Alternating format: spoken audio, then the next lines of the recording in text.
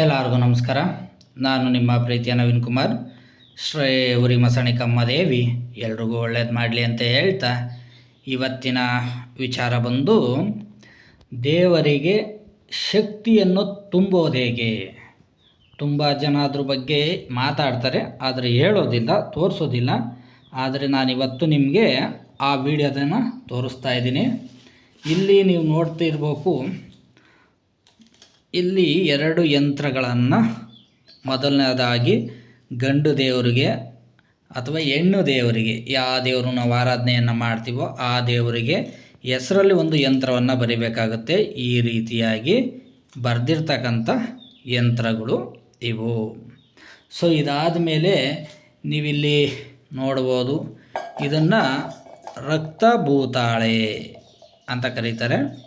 So ಇದು ಸ್ವಲ್ಪ ಇದ್ದರೆ ಸಾಕು, ತುಂಬ ಅತಿಯಾಗಿ ಇರಬಾರ್ದು. ಸೊ ಅದೇ ರೀತಿಯಾಗಿ ಇದು ಕೂಡ ಜೀವಭೂತಾಳೆ, ದೈವಭೂತಾಳೆ. ಈ ಭೂತಾಳೆಗಳನ್ನೆಲ್ಲ ಈ ಒಂದು ಚೊಂಬಿನಲ್ಲಿ ತುಂಬಿ, ಆ ನಂತರ ನಾವು ಒಂದು ದೇವರಿಗೆ ಹೇಳುವಂಥ ಮಂತ್ರವನ್ನು ಹೇಳಿ ನಾವು ಅದನ್ನು ಮಾಡಿದಾಗ ಅದಕ್ಕೆ ಶಕ್ತಿ ಸಂಚಯವಾಗುತ್ತೆ. ಮತ್ತು ಆ ದೈವ ಖಂಡಿತವಾಗಿಯೂ ಅಲ್ಲಿ ಬರ್ತಕ್ಕಂಥ ಭಕ್ತಾದಿಗಳಿಗೆ ಫಲವನ್ನು ನೀಡುವಂಥದ್ದು.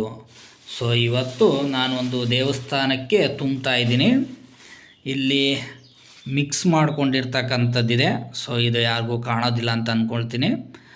ಸೊ ಈ ವಿಡಿಯೋ ಇಷ್ಟ ಆದರೆ ಲೈಕ್ ಮಾಡಿ, ಶೇರ್ ಮಾಡಿ, ಶ್ರೀ ಶಕ್ತಿ ಗುರುಕುಲ ಯೂಟ್ಯೂಬ್ ಚಾನಲ್ಗೆ ಸಬ್ಸ್ಕ್ರೈಬರ್ ಆಗಿ ಅಂತ ಹೇಳ್ತಾ ಈ ವಿಡಿಯೋ ಮುಗಿಸ್ತಾ ಇದ್ದೀನಿ. ಎಲ್ಲರಿಗೂ ಒಳ್ಳೆಯದಾಗಲಿ. ನಮಸ್ಕಾರ.